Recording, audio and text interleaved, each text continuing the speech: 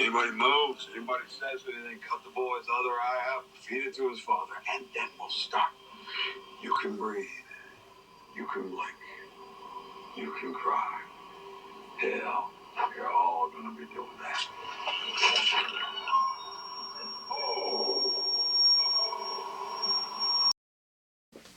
Hi everybody and welcome to ItsascreamSpacey. This is my new channel for all things horror and sci-fi, and you are watching the first in my Autopsy series videos. As you can see from the title, it says Autopsy S6E16, and you will see that for any series that I watch. So basically the S6 is series 6 and E16 is episode 16, and then after that you will see the title of the show. So in this case it's Autopsy S6E16 The Walking Dead. Okay, so let's start with Carol and Morgan. So we know that Carol left Alexandria and went off to be by herself. Obviously Carol's been quite depressed. She's come to a realisation about all the people that she has killed, and she just doesn't want to kill anymore. It's took its toll on her. She's lost a lot of people, she's killed a lot of people, and she just can't do it anymore at this stage. She just wants to go out by herself and be by herself, and then all she's got to worry about is herself. So she's not worrying about the other members of the group. She's not necessarily having to kill to save other members of the group. She's actually just putting herself first. So she goes off, which she had to know that people were going to follow her, even though she left the note to say, don't follow me. Well, you know, she's a valued member of the family, and, you know, when a member of your family wanders off and is, like, depressed and, you know, not happy and want to just go off, you're worried about them. So of course somebody was going to follow. So Morgan and Rick originally went out, and that was in the last episode, and they saw what had happened on the road with the saviours in their truck, and Morgan just kind of sent Rick back. And I don't want to talk about that episode too much because I'm not analysing that episode here, but I think an important moment happened there, because we know that Morgan doesn't want to kill anymore. He's got this like new mindset, and this, you know, it's a strength and a belief in him, and that is what keeps him strong, his belief in not killing people. And he spoke to Rick there about what could happen if you killed somebody, and then what would happen if that person could have saved you in the future. And he just kind of talks about that, and the reason I'm talking about that now will become evident later on, because I think that does come back into this story later on in this actual episode. But he's just kind of saying that it's like a circle of death rather than a circle of life. If you kill that person, what effect then does that have on you, your family, their journey, their family? And perhaps if you'd let that person live, maybe something positive could have come out of that later on. Like maybe if you'd let that person live, then maybe later on they might actually have the opportunity to save you. And that's kind of why he talks about his not killing. But I think that sometimes, you know, obviously there is a reason to kill. Obviously in The Walking Dead, in the apocalypse, there are reasons to kill. But we do kind of see also that relating to the fact that they went and killed Negan's men on Jesus's word, and then this has come back round and it's bit them in the butt basically, and now they're in trouble. And, you know, they kind of just thought, we can do this, and they just didn't know the whole huge magnitude of the situation. So anyway, we're not going to go over that too much, but I do think that kind of comes important later on. So anyway, Morgan goes off to find Carol, and he does find Carol injured. And he tries to help her, but she's still adamant that she does not want, you know, she's not going back. She just wants to be left alone. But when he comes back, Carol has gone. And when he does catch up with Carol, because I don't want to spend ages talking about the whole episode, when he does catch up with Carol, she's in a situation where a saviour that was in the truck that she shot everybody else, he survived and he's followed her and he wants to kill her. Of course, when she starts to laugh and smile about being killed, it kind of messes with his head, because he's like, oh, she actually wants this. I don't want to give her what she wants, you know, I'm trying to kill her. I want to take her life away, and she shouldn't want to die. But Carol wants to die, so it's a bit of a unique situation. And that's when we see Morgan come in, and Morgan kills him.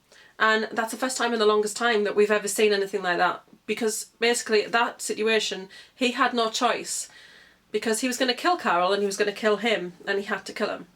So he killed him, and then that's when these new people turn up, which are the Kingdom, which is a new group, which I think they're going to be quite interesting. They seem nice, but then again, so Terminus seemed nice, but it was not. So we never know know what's going to happen. There's so many twists and turns. It's a very cleverly written series.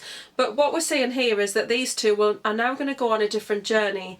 And I think that the fact that Morgan killed for Carol may have an impact on Carol, because he was the person that didn't want to kill, but he's killed for her to save her life. And I think that this may pull her from this dark place that she's in. So I think it's good that we've seen those two characters kind of take a journey, and where she wanted to die, she now may see life, and whereas he didn't want to take life, he now has. So I think it's quite interesting, that whole story there. We're going to see where they go and see what these people are like, and it could give us hope for the future. So I think that's quite an interesting story, and I thought it was nice that we didn't spend a huge amount of the episode on that, but we did give it a good little bit of time, and it was nice to see kind of the two separate stories playing side by side. Okay, so now we're going to talk about the main group, who've all gone off to get Maggie help from the doctor. So you've got the first roadblock, and there's not too many guys there. They could have totally killed all of them, I think at that point.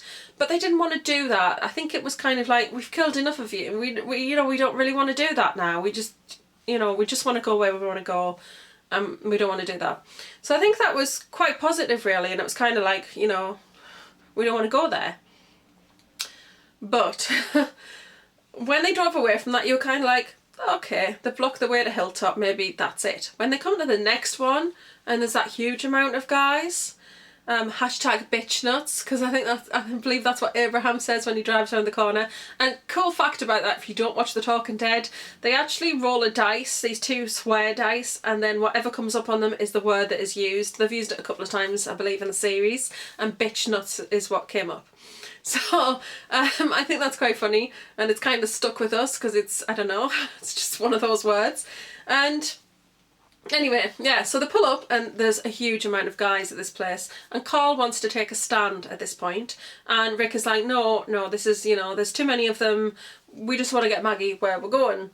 Now I think at this stage, if it was me, I would be like, we're not getting in here. Obviously they're blocking the roads into Hilltop, so maybe they have took over Hilltop. If that was me, I'd think that. And I think that I love Maggie and I want her to be okay, but maybe we need to go back and we need to find some other way to help her, because you've got your family in this RV with you, and you've got your son. And if it was me, I don't think I would just look at that and think that we're just not going to get in whichever way we go. Is this going to get bigger and bigger every time we try to go in a different way? But Rick was determined, and he's determined to save Maggie, and you can totally see the point of that. But I just felt when watching it, I was like, no, what are you doing? You should be stopping now. This is just, this is not going to be good. You could just feel where the episode was going. And as well, when they got to where the zombie chain gang was, they were in the woods at that point firing at them. So when they actually get to the point where they take Maggie out into the woods and carry her through the woods, I just honestly just don't know why. I know they were desperate at this point and they just wanted to get there, but I just kind of thought, well, if they were in the woods firing before, that's where their presence obviously is, and I just would not have gone in there. And I know they had to go in there because we had to reach that point where we met Negan, and that's cool.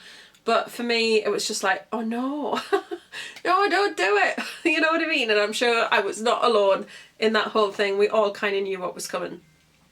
But when they do get to the point where they go into the woods, I do want to talk about Eugene's moment there, because that was such an amazing moment for him. It kind of brought back the friendship between him and Abraham, which I feel a couple of episodes earlier, there was obviously kind of that fracture there between them when they went out and they found the little unit where you could make bullets. There was obviously quite a little bit of a fracture between them, and there was friction there. And it was nice to see at that point, where Eugene basically was just offering himself up for a suicide mission, that they were able to kind of get past that. And Abraham was like, about driving the truck, he was like, oh, I want you to drive it.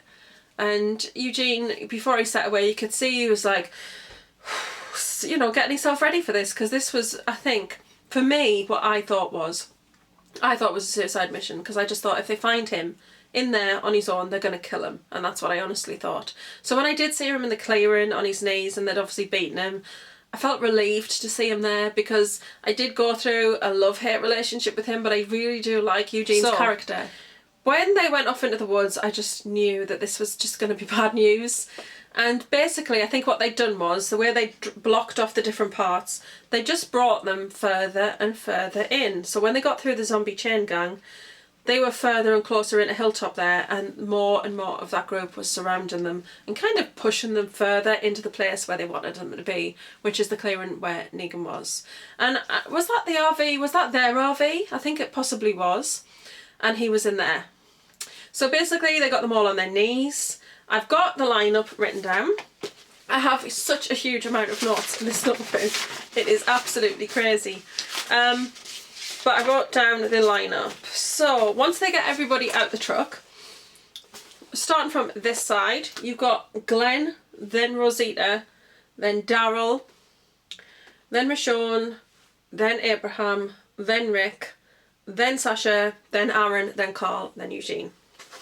And that's when Negan comes out and gives his speech, which is 11 minutes of him pacing backwards and forwards and just terrifying everybody, basically. But he's got such charisma. Now, Jeffrey Dean Morgan plays Negan, and I know him as Denny in Grey's Anatomy, which I absolutely love. So it's kind of like, I do have a love-hate relationship with this character, because I really like Jeffrey Dean Morgan, and I do think he is sexy. Yes, I'm a girl, so I'm not going to just keep this totally, I'm just going to give you a whole boy review. I do think Jeffrey Dean Morgan is sexy. So I kind of have a love-hate relationship with him. I hate his character and what he's about to do, but I love him at the same time because he's so charismatic with it. And that's what's great about this character. He hasn't come out like the governor, I didn't feel any charisma from him at all. He came out as cold and evil, and I didn't like him from the get-go. This character is going to be very interesting because it's going to have that whole love-hate thing with him. And he does have morals. According to the comics, he will not kill children, and he will not tolerate sexual violence, and he won't kill the weak. So there are things to like about Negan, and you don't want to like this man because he's about to kill one of them. Now, at that point, yes, he does say that he's not going to kill somebody, but he does mention earlier punishment, because they have killed a lot of his men. Now, the point where you do know that he is going to kill somebody, because I've had a lot of people on social media kind of saying, he never says he's going to kill anybody. Yeah, you're correct at that point. He doesn't say he's going to kill somebody. He talks about punishment, and he talks about needing them, and not killing anybody. But when you get further on, and he goes to Carl, and when he's talking, Rick says, "Stop this." That is when Negan says, let me see, "Don't make me kill the future little serial killer. Don't make it easy. I gotta pick somebody." So, and that point is basically where he said, "Don't make me kill Carl, because that would be an easy choice for me. I can kill him and get control over you. I can kill him and that would be easy. You've just given me somebody to kill." But Carl's technically still a child, so I don't think he'd do that, and, we'll go into that. But I just think that at that point he said, "Don't make me kill him. I don't want the easy way out. I've got to pick somebody." So he's basically just said to you there, yeah, I am going to kill somebody. Don't make me pick him just because you're mouthing off here. I've got to pick somebody. But when it comes down to it at the end, and they're doing the eeny, meeny, miny, mo, I wrote the sequence down of who he pointed at, because if you watch The Talking Dead, they did talk very much in there about how the way they filmed that. They didn't film it in any kind of sequence. When you see the background behind Negan, when he kills the person, they kept it very neutral. It's not even necessarily shot in exactly the same position as where that person was, because they knew, the fandom, the huge Walking Dead fans, they would be counting trees and people and looking at shadows and trying to figure out who that person was. So there's no point in kind of looking at that and analysing that. And the reason I wrote down that section where he does eeny, meeny, miny, mo is because I wanted to see that for myself, and he just totally skips around. So he kind of goes Rick, Maggie, Abraham, Michonne, Daryl, Sasha, Aaron. Oh no, what have I wrote there? Yes, Daryl, Sasha, Aaron, Carl, Michonne, Eugene, Sasha, Rosita, Aaron, Glenn, Maggie, Daryl, Abraham, Carl, and then Rick is the last person he actually points out.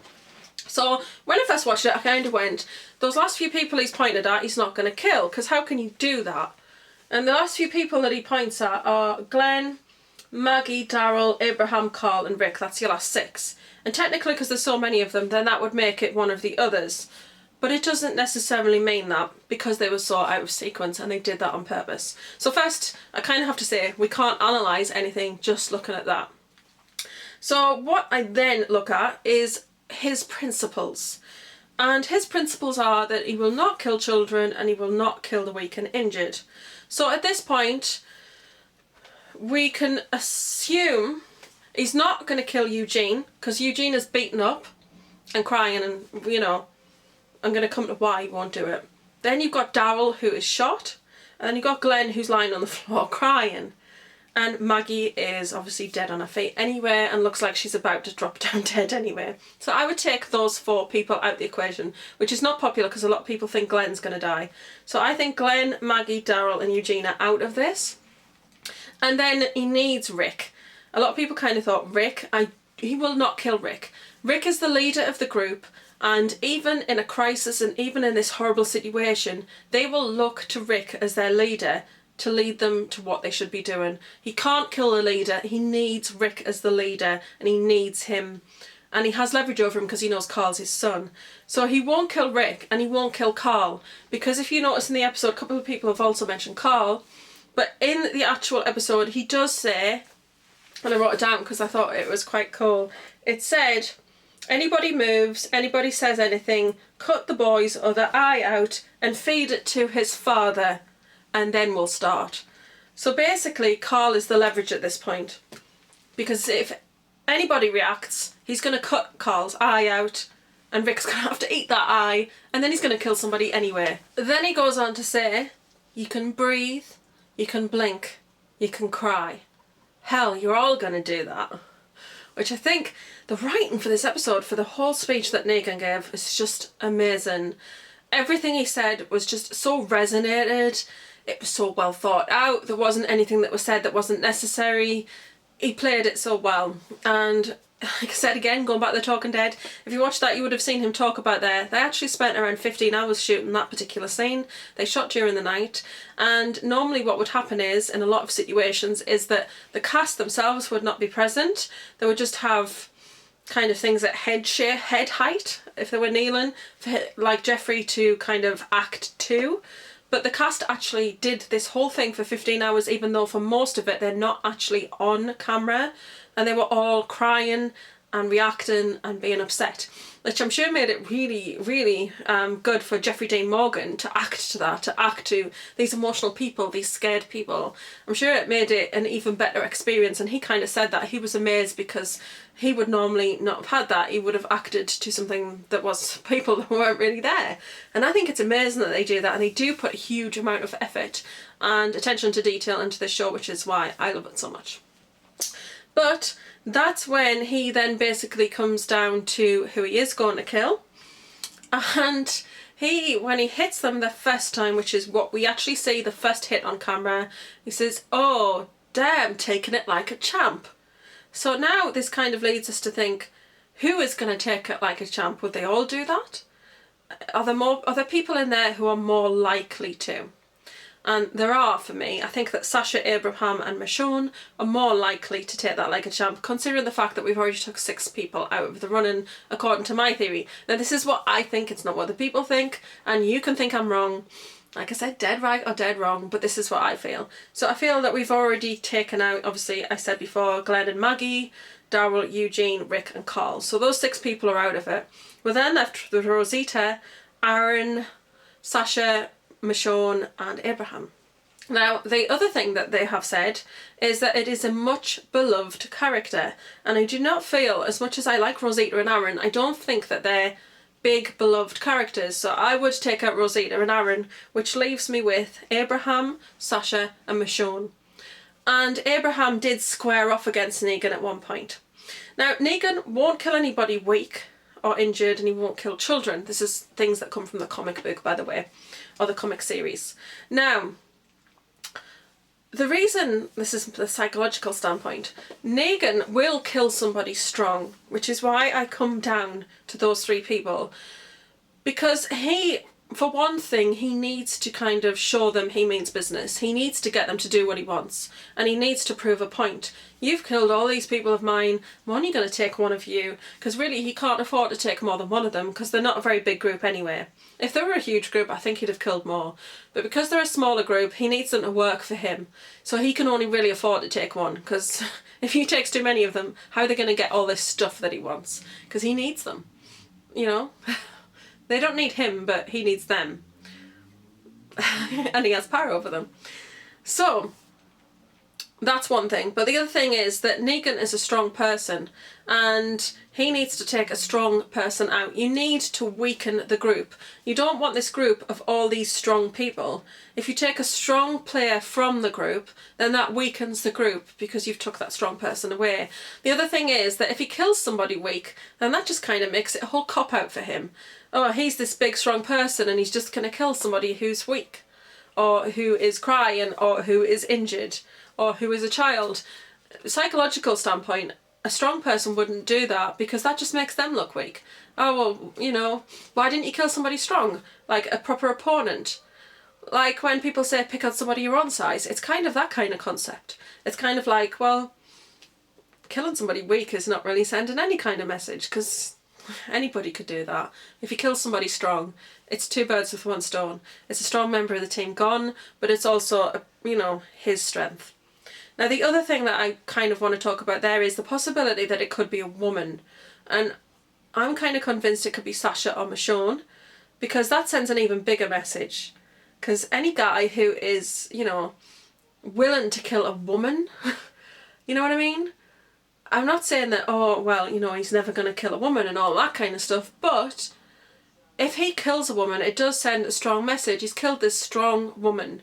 And if he's willing to kill a woman, then he's willing to do anything. Because, you know, I know he doesn't think about sexual violence. Maybe he doesn't agree with kind of violence against women. I'm not sure about that point. So if you know that that's part of the comic books, then please do comment below, because I'd love to rule Michonne out of this whole thing. But yeah, I feel like, you know, if he's going to show his strength and be a strong person, he can't take somebody weak. But he does want to make an impact with the person he does kill. Now, I want to talk about Daryl being injured and that taking him out of this, because I know a lot of people think it would be Daryl. And I thought it was going to be Daryl. But then I had to think about it. Now, when at the end of episode 15, you heard the gunshot, and you heard Dwight say, "You'll be okay." Or something along those lines. Now, it was like, why did he shoot him? He had Daryl facing forwards. Daryl wasn't looking at him or pointing his crossbow at him. He had control of Daryl at this point. He did have no reason to shoot him whatsoever. There was no reason. Now, I'm going to tell you my whole theory on that. Now, earlier in the series, I wrote down the episode. I can't remember what it was.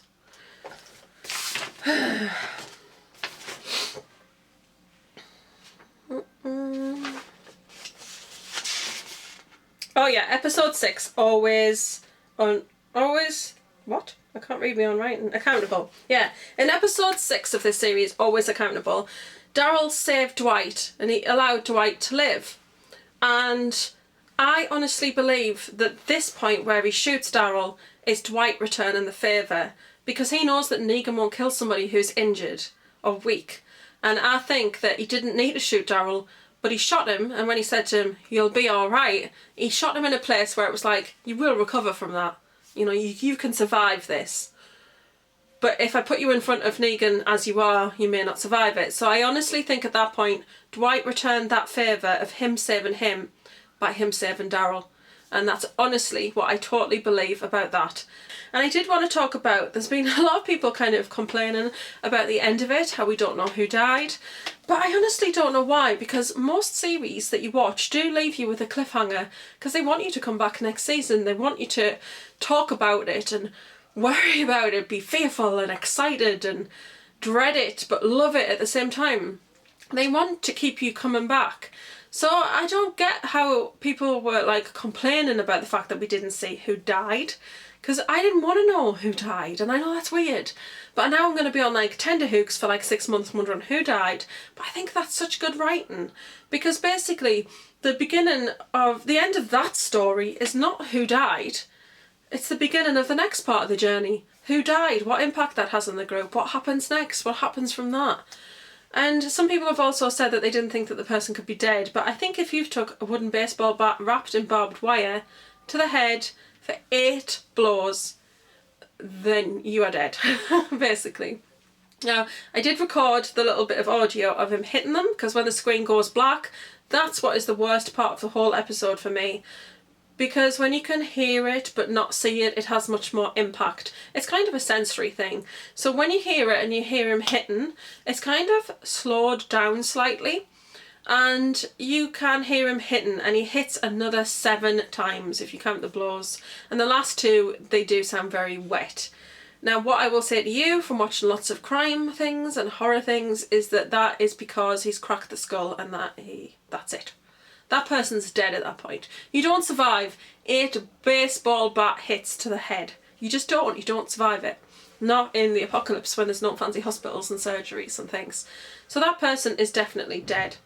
Now, the other thing that's also going around is a video where you can hear audio, and somebody has supposedly kind of slowed it and cleaned it, and you can hear people screaming Glenn, and no, that is actually fake. If you listen to the footage, and I'll play it again for you here, you can actually hear, Negan again say damn, because he can't quite believe that this person is kind of facing up and being so strong about what's happening to them. But you can also hear cheering.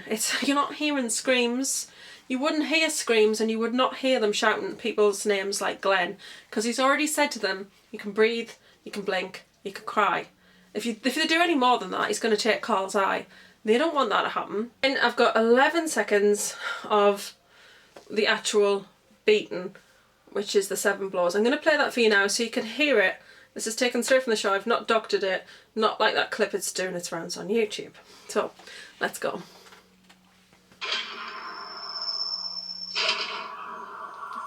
2 down, 3, 4, 5, 6, 7. That's it. 7 blows. And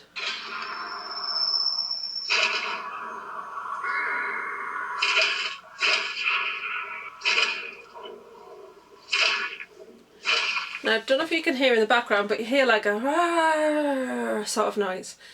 And if you were to listen to kind of a crowd scene, say a football match, slow down, that is the sound that it sounds like. That's just the sound of lots of voices cheering. So they're actually cheering him on and what he's doing at this point. So I don't believe that there's any noises of reactions from the group at that point, because he's basically told them that they can't do that. They can't react, they can't speak, they can't scream, they can breathe, they can blink, they can cry. And I don't think that they would do any more than that, because I think that they have a lot of respect for each other and for their family as a unit, and you don't want to do what he says, but you do want to do what he says because you want to preserve your family. So I really liked the drama of the whole last scene. I didn't like watching it initially. I've actually watched it 5 times now, but the first time watching it was very uncomfortable, because you do become very attached to the family, these main characters, and when you see them in the situation, it's a situation that nobody would want to be in, and you can see the defeat and the pain and the terror in Rick's expression on his face. And it's a very difficult situation, and I'm assuming that at some point he's going to feel some guilt about that, just because I just think that there was a point in that journey that they were making where I think that it would have been more sensible to back out, but then we wouldn't have met Negan, and I know it's all part of the story. But yeah, it was an excellent last episode, and I like the cliffhanger. I know a lot of people don't, but I like that. I do feel that like that was the right place to leave it, because that death was not the end of that. You know, the death and the person, finding out who that person is that we've lost, is part of the next part of our journey. And yeah, I thought it was a brilliant episode. Really enjoyed it. Great acting by everybody, but Jeffrey Dean Morgan was obviously a standout because he is so charismatic, but he played the dark, evil part of it so well, coating it in a thick layer of charisma that kind of made him so lovable and hateable at the same time. What I didn't talk about also was Lucille, which is hence why I have the barbed wire around my neck. Lucille is awesome. Lucille, what a great weapon. Really good. The baseball bat with the barbed wire wrapped around it, really brutal. A baseball bat on its own is brutal, but then to put the barbed wire around it, nobody wants to get hit by that. And if you get hit by that by a 6'2" big strong man, then you're not coming back from that. I like how we've given him that signature. It definitely brands him as a very important character. But I also have questions. Okay, where is Jesus? Is he alive? I quite liked him. I wasn't sure, but then I did like him. But then I kind of think he used them. Because I guess maybe they kind of underestimated how big Negan's operation was as well. So, where is Jesus? Okay. What happened to Hilltop? The other thing, which we're obviously going to find out.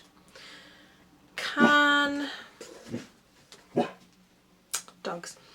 Can anyone survive 8 blows to the head with a barbed wire covered baseball bat? I don't think so, but it's a question. Is Enid still in the cupboard? Carl locked Enid in the cupboard. I really hope he told the priest before he left, so they could have let her out. And will Negan keep a hostage to ensure our family toe the line? And what happens to Maggie's baby, obviously, because that's a big thing. So I'm going to leave this autopsy on that note. And I hope you've enjoyed it. So basically, to give my last rites on this episode, I would give it a 5 out of 5. I haven't decided on my ratings. They're all going to have like sort of names. But I definitely give this episode a 5. I thought it had really great drama. I thought it was a really great introduction of a new character. And there was a great sense of fear and anticipation of fear in the episode. And I felt it really drove it. And you really felt like you were heading somewhere that you really didn't want to go. And I like that feeling. So, let me know what you think of the episode in the comments below. Let me know who you think might have died at the end, and if you're going to be coming back and watching season 7. I think it's going to be a great one, and like they said on The Talking Dead, basically they've got to reward you with an amazing comeback episode because they've left you kind of really hanging there. They've got to come back with something that really knocks your socks off. So I think it's going to be exciting to see the new season. So don't forget to like, share, comment and subscribe as always. I'm going to love and leave you all and see you in the next video. Sweet dreams.